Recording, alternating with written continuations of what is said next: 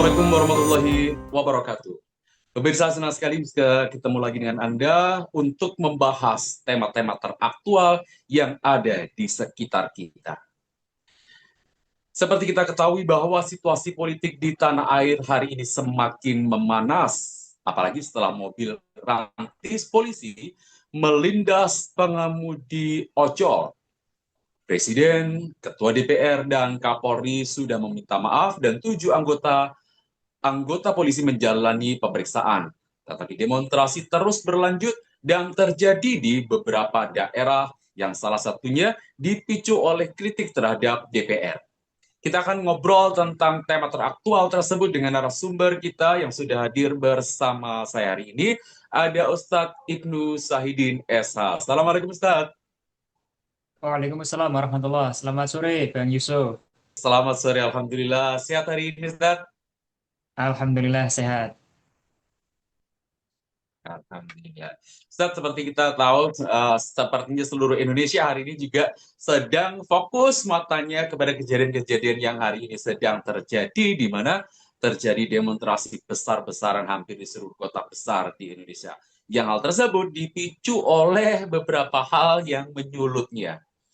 Meskipun kemudian Presiden, Ketua DPR, bahkan Kapolri meminta maaf atas kejadian tersebut, sepertinya itu belum cukup untuk menjawab semua kegelisahan dan protes masyarakat. Menurut Ustadz sendiri, apa yang terjadi dengan kondisi ini? Apa yang menurut pendapat Anda sedang terjadi saat ini? Baik, terima kasih, Bang Yusuf. Eh, Jika kita amati sebenarnya kondisi yang terjadi di Indonesia pada saat memasuki momentum peringatan Hari Ulang Tahun 80, yakni 17 Agustus kemarin, sebenarnya masyarakat itu sedang mengalami suatu kondisi yang serba sulit. eh, Menjelang 17 Agustus Mhm. 2025, beberapa hari yang lalu, masyarakat itu sedang mengalami suatu kondisi yang serba sulit, baik dalam hal perekonomian, dalam hal pendidikan, kesehatan, pekerjaan, banyak terjadi PHK, dan lain sebagainya. Maka kemudian masyarakat itu sudah mengungkapkan rasa kekecewaannya kepada pemerintah. Kita tahu bahwa beberapa waktu yang lalu sebelum 17 Agustus itu banyak masyarakat gerakan yang kemudian ada gerakan mengibarkan bendera One Piece. Bahkan ada yang sampai menolak untuk mengibarkan bendera merah putih karena menurut mereka eh, mereka sedang mengalami suatu kondisi yang serba sulit. Padahal Republik sudah berusia 80 tahun. Nah, kekecewaan itu kemudian semakin menjadi-jadi ketika kita juga dihadapkan pada suatu fakta di mana masyarakat mengalami beban yang semakin meningkat, pekerjaan sulit, tetapi pajak semakin ditingkatkan. Kejadian di Pati beberapa waktu yang lalu tidak bisa lepas daripada itu. Meskipun kejadiannya lokal, yakni di Pati, tetapi resonansinya itu sampai nasional. Bahkan juga menjadi pemantik di beberapa wilayah, seperti di Sulawesi ada, kemudian di Kediri juga ada, demonstrasi yang menolak kenaikan pajak bumi bangunan. Nah, hal-hal semacam itu sebenarnya sudah menunjukkan bahwa masyarakat dalam momen 17 Agustus tahun ini itu sedang mengalami situasi yang serba sulit. Tetapi kemudian kita melihat bahwasannya eh, peristiwa dalam sidang MPR tanggal 15 Agustus 2025 kemarin, biasanya tanggal 16 ya sidang MPR, tapi tahun ini dilakukan tanggal 15, itu diakhiri dengan joget-joget ria para anggota MPR. Anggota MPR itu terdiri dari DPR RI dan juga anggota DPD RI. Nah, hal itu semakin memantik kemarahan masyarakat yang awalnya sudah kecewa, sudah merasa beban kehidupan semakin sulit. Mereka disuguhi suatu tontonan yang tidak pantas, secara etis politis tidak pantas. Anggota dewan joget-joget ketika masyarakat sudah selama sekian waktu ini sudah meneriakkan beban mereka yang semakin berat. Nah, tanggal 15 itu ketika anggota MPR, DPR dan DPD joget-joget itu, masyarakat kemudian semakin muak, semakin marah. Ditambah lagi dengan adanya berita tunjangan perumahan bagi DPR RI senilai 50 juta rupiah per bulan itu yang semakin memantik kemarahan masyarakat sampai kemudian ada seruan apa namanya bubarkan DPR. Dan di sini tentu masyarakat ketika kemudian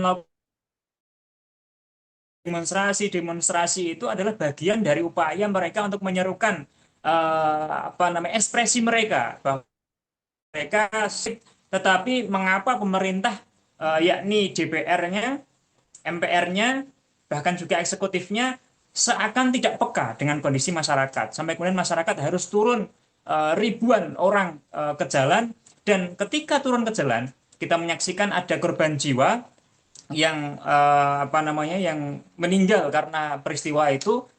Videonya sudah viral yakni seorang pengemudi ojol bernama almarhum Afan Kurniawan. Kita tentu berbelasungkawa terhadap korban jiwa tersebut dan juga kepada korban-korban luka lainnya karena demonstrasi yang hari ini terjadi dihadapi dengan cara-cara yang tidak pas oleh aparat sehingga yang terjadi justru ujungnya itu adalah bentrokan dan perusakan-perusakan fasilitas umum. Jadi sebenarnya hal ini dipantik oleh ketidakpekaan dari pejabat baik itu legislatif maupun eksekutif dalam menghadapi dalam merespon kekecewaan dan kemarahan dari masyarakat. Jadi ya seperti hari ini kita lihat yang terjadi justru apa namanya chaos di berbagai tempat setelah aspirasi itu sekian waktu diabaikan. Baik. Ustadz, tadi saya sampaikan bahwa kondisi rakyat hari ini sedang tidak baik-baik saja dengan sulitnya pekerjaan yang semakin naik, seolah-olah tidak ada empati dari para anggota parlemen yang kemudian mereka justru tunjangannya naik, banyak tunjangan-tunjangan, dan itu dirayakan dengan joget-joget. Apa pendapat Ustadz dan bagaimana pendapat Ustadz tentang kebijakan kenaikan gaji dan tunjangan DPR di tengah kesulitan yang sedang dihadapi rakyat saat ini? Apakah itu memang layak mereka dapatkan atau justru sebenarnya sebaliknya? Baik, kebijakan terkait dengan pemberian tunjangan perumahan ini saya kira suatu paradoks ya, ketika pemerintah tengah menyampaikan apa namanya kebijakan efisiensi, yakni pengurangan di berbagai pengeluaran, pos-pos pengeluaran, tetapi kemudian untuk anggota DPR ini mendapatkan tunjangan perumahan yang nilainya sangat besar, 50 juta per bulan. 50 juta per bulan itu kalau kita cek ya di apa namanya penyedia jasa rumah kontrak atau sewa di Jakarta 50 juta per bulan itu rumahnya sudah sangat besar, sangat mewah sekali dan itu apa namanya diberikan ketika masyarakat sedang mengalami kesulitan bahkan sekedar untuk tinggal untuk hidup saja masyarakat mengalami kesulitan. Jadi eh, kebijakan ini tentu sangat paradoks dengan apa efisiensi yang katanya diberlakukan oleh pemerintah. Kemudian kalau kita lihat sebenarnya begini loh, kalau kemudian kinerjanya itu sudah baik, kemudian apa namanya mereka itu betul-betul mewakili aspirasi dari masyarakat, mereka sebagai anggota legislatif itu betul-betul menjadi apa namanya pihak yang selama ini itu fokus, yang selama ini itu kritis terhadap kebijakan-kebijakan pemerintah, mungkin rakyat tidak akan semarah ini. Kalau kita hitung, kalau kita ukur dengan standar-standar sistem demokrasi, mereka sendiri, para anggota parlemen itu, sejatinya mereka itu belum pantas untuk mendapatkan fasilitas-fasilitas yang sedemikian mewah. Kita lihat bahwa di tahun 2025 sampai dengan bulan Agustus ini, baru ada 3 undang-undang yang disahkan. Baru ada 3. Baik itu periode sebelumnya, maupun sampai hari ini. Jadi tahun 2025 ini baru ada 3 undang-undang yang disahkan oleh DPR RI dan apa namanya itu pun juga masih pertanyaan apakah undang-undang itu usulan dari eksekutif ataukah legislatif. Intinya produktivitas mereka kalau diukur dengan standar-standar demokrasi mereka sendiri juga belum produktif. Mereka sendiri belum bisa dikatakan mewakili aspirasi masyarakat. Mereka sendiri belum bisa dikatakan kritis terhadap kebijakan-kebijakan pemerintah. Hari ini justru kita melihat ketika masyarakat itu memiliki pendapat yang berbeda terhadap pemerintah, justru DPR, anggota parlemen itu berdiri di posisi pemerintah, bukan di posisi rakyat. Sehingga hal itu semakin membuat jarak antara masyarakat, antara rakyat dengan anggota dewan, anggota parlemen, DPR itu semakin jauh. Ketika jarak komunikasi ini semakin jauh, kemudian rakyatnya semakin susah, tapi mereka semakin bergelimang hidup mewah, ini kemudian yang tidak pas, tidak pas. Sehingga selain kebijakan ini paradoks, ini kebijakan juga tidak layak diberikan kepada mereka, tidak layak. Melihat tadi produktivitas, kemudian bagaimana posisi anggota-anggota dewan terhadap kebijakan-kebijakan pemerintah. Jadi saya kira ini tidak pas, apalagi di tengah kondisi perekonomian yang sulit tadi. Karena sebagian besar pendapatan negara itu masih diambil, dipungut dari pajak. Kita lihat RAPBN tahun 2026. Kalau kita lihat rencana pendapatan pemerintah negara itu 2.600 triliun itu dari perpajakan. 2.300 triliun itu dari pajak, 300 triliunnya itu dari cukai. Ini luar biasa. Dan ini ada kenaikan dari tahun 2025. Jadi sebagian besar pendapatan itu dari pajak, tetapi alokasinya itu justru untuk hal-hal yang sifatnya itu tersier, bahkan untuk sekelas pejabat. Ya, kalau kita perhatikan lagi pendapatan negara yang berasal dari selain pajak itu kecil sekali. Bahkan dari sumber daya alam itu sekitar 300-an triliun itu. Dari BUMN itu 1 triliunan. BUMN itu habis kekayaannya dibagi untuk tantiem-tantiem para pejabat-pejabatnya, komisarisnya dan lain sebagainya.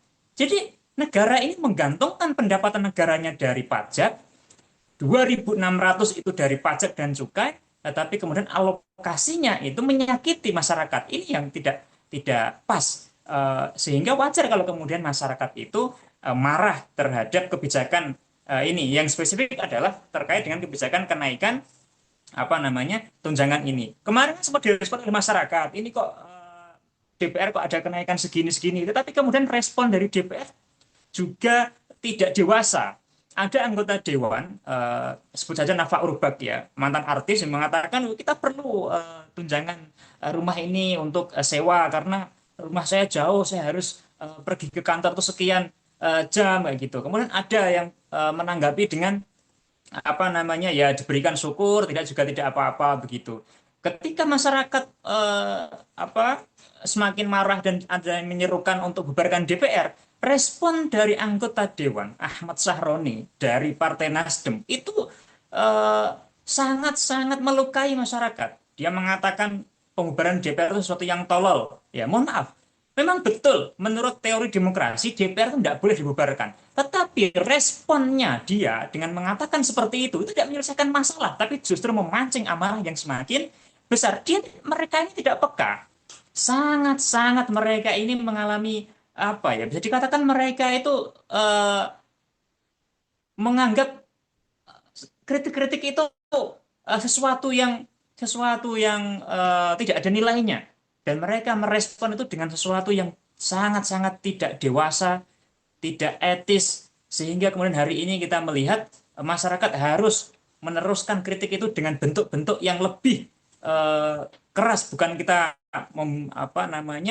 mendukung anarkis, tidak, tapi ini ada peran dari anggota dewan yang kemudian memantik kemarahan masyarakat sehingga sedemikian rupa. Saya kira begitu.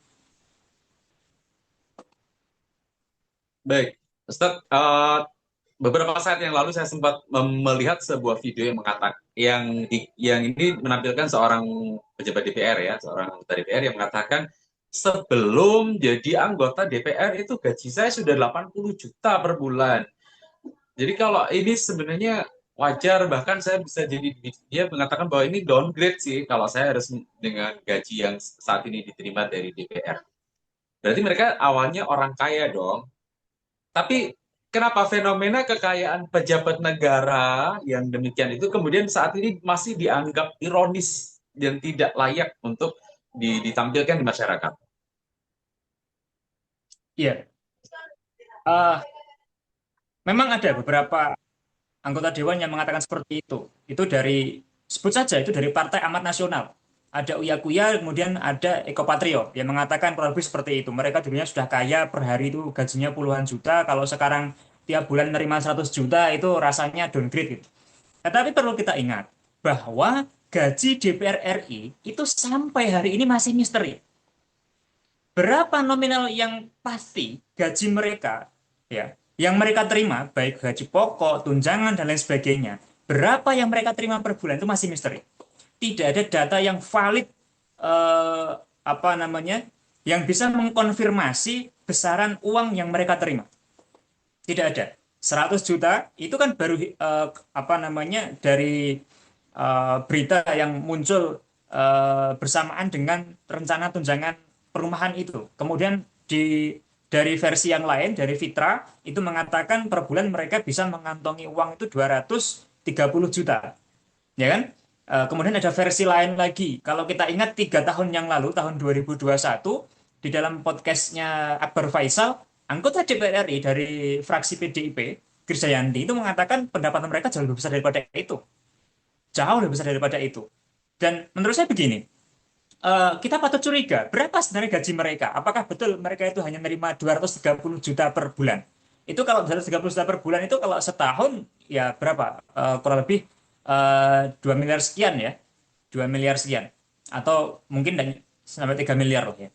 Tetapi itu patut untuk kita apa namanya, ragukan. Karena apa? Mereka itu sebenarnya ketika menyalon sebagai anggota dewan, rata-rata yang mereka keluarkan itu adalah 5 miliar. Menurut studi Januari 2025 kemarin. Bahkan ada yang sampai mengeluarkan itu 160 miliar. Ada yang sampai 160 miliar. Ya. Paling rendah 200 juta. Paling tinggi 160 miliar. Di rata-rata ada yang 5 miliar, ada yang eh, di angka-angka itu. 5 miliar ke atas. Jadi saya sendiri meragukan sebenarnya berapa yang mereka terima. Apakah 100, apakah 230 atau berapa. Tapi pada intinya, kalau kita lihat, memang sistem demokrasi ini sistem yang sangat mahal sekali. Sistem yang sangat mahal. Karena untuk bisa terpilih, untuk mendapatkan elektabilitas, mereka memerlukan yang namanya popularitas. Nah, untuk popularitas, mereka perlu biaya, mereka perlu belanja iklan. Mereka mengiklankan diri di berbagai kanal, di berbagai platform, supaya mereka itu populer. Ya. Nah, inilah yang kemudian membuat biaya pencalonan itu sangat mahal. Jadi untuk mendapatkan popularitas itu mereka harus belanja iklan besar-besaran. Kemudian setelah populer mereka juga perlu terpilih, itu juga mereka harus mengeluarkan biaya lagi yang tidak sedikit. Sehingga pada akhirnya banyak daripada mereka itu yang mengeluarkan uang sangat besar, sampai tadi 160 miliar bahkan yang paling besar itu, hanya untuk bisa menduduki satu kursi di DPR RI. Ini memang suatu apa namanya, kondisi fakta hari ini, bahwa sistem demokrasi yang berlaku di Indonesia ini sangatlah mahal sekali, sangat mahal sekali. Belum lagi kalau mereka itu kemudian melakukan politik uang, itu kan tidak terdata berapa nominalnya yang mereka keluarkan. Tetapi kita melihat itu eh, apa namanya, politik uang itu sangat jelas sekali ada. Nah, tapi kalau kemudian diusut kan tidak apa namanya, tidak pernah dilakukan kan. Nah, tapi kita lihat bahwa politik uang itu betul-betul ada, dan itu tentu biayanya sangat mahal sekali untuk mereka bisa membeli suara dari masyarakat itu. Jadi tidak benar kalau kemudian dikatakan mereka demi, saya sendiri meragukan. Saya meragukan gaji mereka itu 100 juta, 230 juta. Dan tapi berapa nilai yang benar itu misteri. Betul betul ini misteri, dan ini sebuah suatu apa namanya ya, suatu eh, yang tidak masuk akal begitu dalam sebuah negara yang kemudian katanya dikelola dengan transparansi, akuntabilitas, tetapi gaji anggota dewannya ini menjadi misteri. Kalau memang apa namanya mereka itu mau terbuka, mungkin ini akan lebih memancing amarah lagi. Karena saya kira lebih daripada 230 juta yang mereka terima per bulannya dalam bentuk uang itu. Jadi itulah, ini juga sebuah ironi ya. Di negeri kita 80 tahun kita merdeka, tetapi berapa gaji anggota dewan kita masih belum tahu. Belum tahu, tidak ada angka pasti, tidak ada angka pasti. Tidak. Jadi ini betul-betul misteri dalam demokrasi kita hari ini. Baik, Ustadz, kembali lagi ke kondisi kita hari ini yang kita bisa melihat di berbagai platform media sosial itu masih masih terus menyiarkan bagaimana protes-protes dan demo yang masih terus berlangsung hingga saat ini dan entah kapan berakhirnya kita sendiri juga belum tahu. Menurut pengamatan Ustadz, apa yang menjadi penyebab utama ketidakpuasan rakyat terhadap anggota DPR dan pejabat negara lainnya hari ini hingga memicu kemarahan yang sedemikian besarnya hari ini? Baik. Eh, Sebenarnya banyak hal sekali kalau kita mau merinci ya, eh, bahwa apa yang terjadi hari ini itu sebenarnya tidak semata-mata apa namanya baru dimulai beberapa hari yang lalu, tapi ini adalah suatu bentuk akumulasi daripada kekecewaan masyarakat, daripada amarah masyarakat yang telah sekian tahun mereka rasakan. Kalau kita lihat sebenarnya gelombang-gelombang protes itu kalau dulu setelah reformasi ya, kita melihat setelah reformasi itu sebenarnya sangat jarang sekali suatu gelombang protes itu yang seramai tahun 2019 sampai hari ini. Nah, eh, kita melihat bahwa peristiwa-peristiwa ketidak apa namanya ketidakadilan dari pemerintah dalam menegakkan hukum itu eh, menjadi salah satu faktor yang membuat masyarakat itu menjadi marah, marah. Peristiwa-peristiwa itu kemudian ditambah dengan kondisi masyarakat yang sulit dalam perekonomian. Kita saksikan bersama betapa sulitnya perekonomian kita hari ini, PHK di mana-mana, bahkan di Madiun saja, di Madiun kabarnya salah satu perusahaan besar produsen bola untuk Piala Dunia tahun 2022 di Qatar itu, produsennya kan pabrik di Madiun. Itu bahkan dikabarkan akan melakukan PHK 800-an karyawan. Jadi sebenarnya kondisi perekonomian kita hari ini memang betul-betul sedang sulit sekali, dan ditambah dengan kondisi apa namanya pemerintah yang menaikkan pajak, eh, kebijakan menaikkan PPN ya dari 10 menjadi 11%. Itu kan kemarin juga sempat ditolak, tapi kan faktanya kebijakan itu terus berjalan. Kita lihat semakin hari semakin banyak pungutan-pungutan yang diambil negara kepada masyarakat. PPN naik, kemudian PBB. Nah, saya curiga di dalam RAPBN tahun 2026 ini ada pembiayaan yang diambil dari PBB. Kalau kita lihat apa namanya advertorialnya dari Kementerian Keuangan terkait dengan RAPBN 2026, ada poin di mana pendapatan itu sebelumnya tidak ada PBB-nya, tapi dari PPN dan eh, dari barang mewah, pajak barang mewah. Tetapi hari ini 2026 itu ada kemungkinan diambilkan dari PBB. Sementara kemarin-kemarin sebenarnya PBB itu kan untuk membiayai untuk pemerintah daerah. Nah, bisa jadi hari ini PBB itu akan dipungut untuk membiayai pemerintah pusat, ya. Oleh karena itu kemudian terjadi gelombang penaikan PBB di berbagai daerah yang jumlahnya juga sangat luar biasa sekali. Ada yang naik 250%, ada yang 400%, ada yang 1000%, ya. Jadi hal-hal semacam itu kemudian semakin membuat masyarakat itu ini apa namanya eh, kecewa, marah dengan kondisi hari ini. Dan belum lagi ya, kalau kita perhatikan, bukan hanya dari aspek ekonomi sebenarnya. dari aspek kesehatan pun masyarakat juga melihat betapa sulitnya mereka untuk mendapatkan akses kesehatan. Akses kesehatan. Kita saksikan bersama beberapa berita akhir-akhir ini, ada pasien yang tidak ditangani karena kemudian tidak ada biaya. Kalau BPJS tidak boleh ditangani dengan penanganan yang optimal dan seterusnya. Dan juga akses keadilan. Masyarakat semakin sulit untuk mendapatkan akses keadilan. Bahkan untuk beberapa kasus yang itu sudah cetha-wela-wela semestinya itu mudah untuk ditegakkan, tapi kemudian masyarakat disuguhi tontonan penegakan hukum yang sangat jauh dari keadilan. Ini adalah potret yang terjadi pada masyarakat hari ini, sehingga tidak sekonyong-konyong baru terjadi tanggal 15 Agustus kemarin, tapi ini sudah sedemikian berjalan. Kalau saya lihat ya sejak 2017, 2019 sampai kemudian hari ini, demonstrasi-demonstrasi yang berkaitan dengan suara-suara masyarakat terkait dengan semakin sulitnya, semakin beratnya beban hidup mereka itu semakin sering terjadi. Begitu. Baik, jadi Ustaz sampaikan juga bahwa hari ini rakyat untuk sekedar mendapatkan keadilan aja susah, apalagi untuk nyari kehidupan yang layak.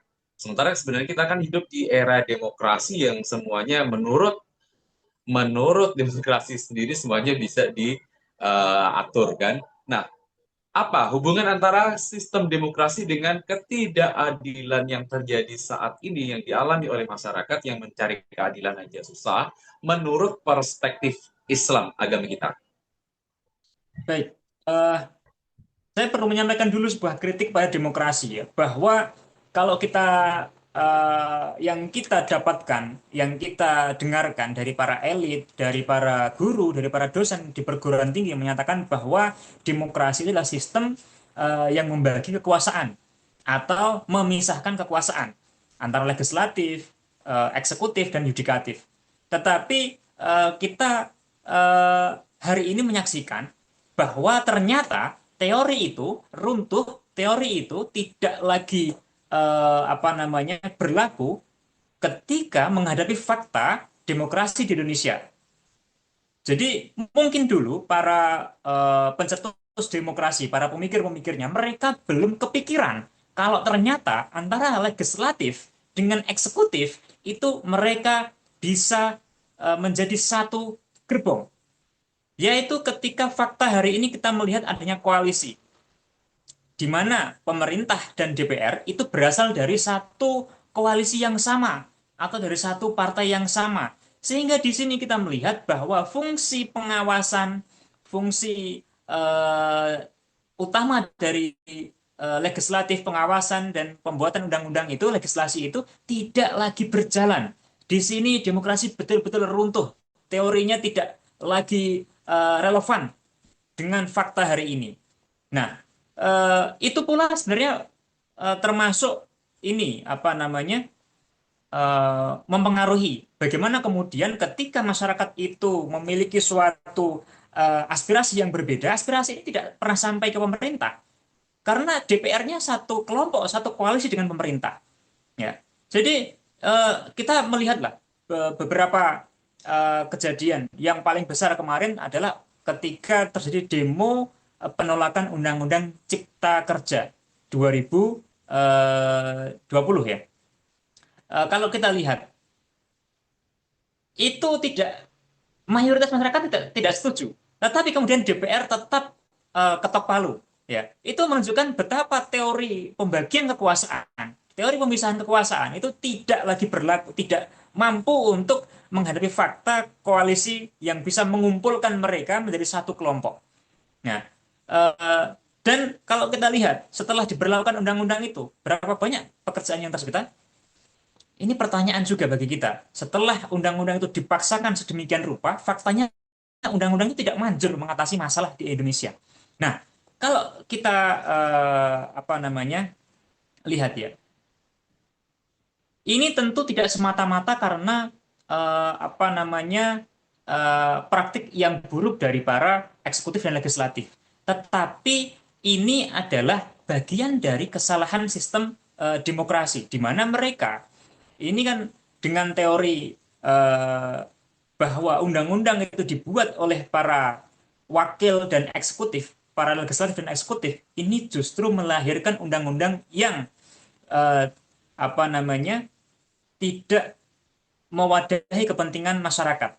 Kita lihat hari ini banyak undang-undang itu yang justru sebenarnya ditolak oleh masyarakat tetapi kemudian tetap disahkan. Inilah kecacatan dari sistem demokrasi. Ketika kewenangan membuat undang-undang, baik itu undang-undang yang berkaitan dengan halal haram maupun undang-undang yang sifatnya itu adalah administratif, itu diserahkan kepada mereka yang sebenarnya mereka itu bukan orang-orang terbaik, bukan orang-orang yang ikhlas karena mereka beberapa di antara mereka itu masih mencari apa namanya keuntungan materi dari jabatan yang mereka duduki. Sehingga masalah dalam sistem demokrasi ini semakin hari semakin besar. Inilah yang dikritik oleh Islam. Ketika kemudian Islam dengan teori kedaulatan di tangan syarah, bahwa undang-undang itu tidak boleh dilegislasi oleh manusia, tetapi demokrasi menjadikan kewenangan legislasi itu ada di tangan manusia. Dan konflik kepentingan itulah yang melahirkan segenap undang-undang yang bermasalah hari ini, undang-undang yang tidak memberikan manfaat pada masyarakat hari ini, dan tentunya kebanyakan dari undang-undang itu adalah undang-undang yang melanggar syariat Islam. Ini adalah suatu yang sangat berbahaya sekali sebenarnya. Ini sesuatu yang sangat dosa besar karena para anggota dewan dan juga pemerintah itu mereka bekerja sama membuat undang-undang yang itu menyelisihi daripada aturan-aturan Islam, baik dalam hal perekonomian, baik dalam hal hukum pidana, baik dalam hal mengatur masyarakatnya, kesehatannya, dan lain sebagainya. Dan masalah ini adalah masalah inti daripada demokrasi, yakni kewenangan untuk menciptakan undang-undang ada di tangan anggota dewan dan pemerintah. Nah, semestinya ini kemudian disadari oleh masyarakat ya bahwa mereka sebenarnya tidak ada lagi harapan dengan kondisi demokrasi kita hari ini. Jadi sudah sewaktunya kita itu mencari alternatif sistem lain supaya 80 tahun mereka menjadi apa namanya rakyat yang diatur dengan sistem demokrasi ini dengan segenap apa masalah-masalah yang mereka hadapi ini semestinya menjadi suatu bagian yang menyadarkan mereka bahwa sudah saatnya kita mengakhiri 80 tahun sistem demokrasi diterapkan di Indonesia. Saya kira begitu. Baik, pertanyaan terakhir Ustaz, masih tentang kondisi kita yang saat ini terjadi di Indonesia. Bagaimana pandangan Islam terhadap kekuasaan dan apa yang seharusnya menjadi tujuan dari seseorang yang memegang kekuasaan itu menurut ajaran Islam itu sendiri? Baik, eh, kekuasaan semestinya menjadi sesuatu yang mulia, menjadi sesuatu jalan untuk apa namanya bermanfaat bagi banyak pihak. Tetapi kalau kita lihat hari ini, kekuasaan dijadikan sebagai jalan untuk mengumpulkan kekayaan. Kita saksikan bersama bahwa para pejabat-pejabat negara itu mereka mengumpulkan pundi-pundi kekayaan setelah mereka mendapatkan kekuasaan. Bahkan tidak jarang dari mereka sudah mendapatkan kekuasaan, sudah mendapatkan kekayaan, mereka masih melakukan korupsi. Dan ini sangat-sangat maksiat yang sangat besar sekali. Sementara dalam Islam mengatur bahwasanya kekuasaan semestinya menjadi jalan untuk eh, melakukan hal-hal yang mulia, mulai dari menerapkan aturan-aturan dari Allah Subhanahu wa taala, mengatur urusan masyarakat dengan aturan Allah Subhanahu wa taala sampai kemudian menyebarkan kebaikan bagi seluruh masyarakat. Kita tidak menyaksikan hal itu terjadi pada negara kita hari ini. Kalaupun ada satu dua kebijakan itu apa namanya yang terjadi adalah justru kebijakan-kebijakan yang menyengsarakan masyarakat. Inilah paradigma yang sangat jauh antara yang terjadi di sistem demokrasi negara kita hari ini, yakni kekuasaan untuk mengumpulkan kekayaan, sementara dalam Islam semestinya kekuasaan digunakan untuk melayani kepentingan masyarakat. Ya, jadi kekuasaan semestinya untuk memudahkan masyarakat, untuk bersama-sama antara pemerintah dengan rakyat bersama-sama untuk mencapai ridhonya Allah. Dengan cara bagaimana? Dengan cara melaksanakan perintah-perintahnya dan menjauhi larangan-larangannya.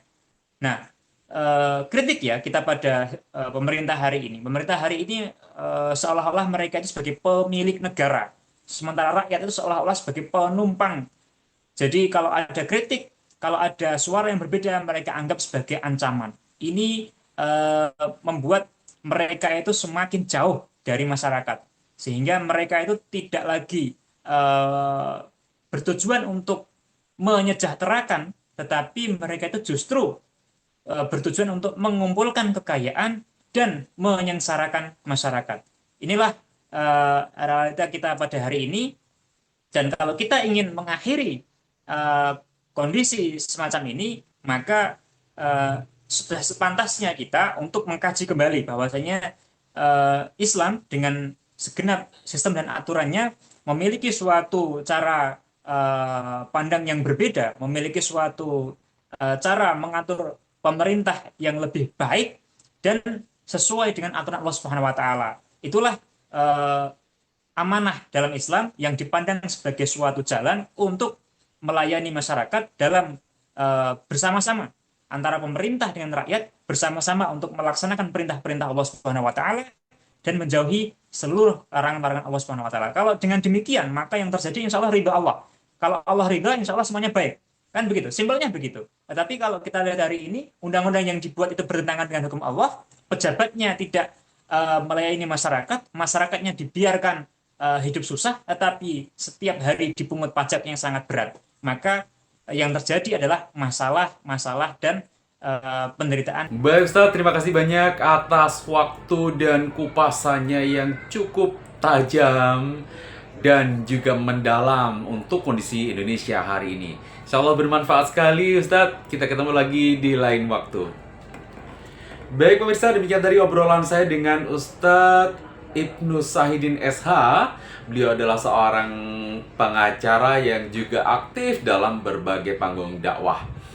Jangan lupa untuk like, komen, dan share supaya lebih banyak lagi yang tercerahkan dengan obrolan-obrolan yang kita lakukan.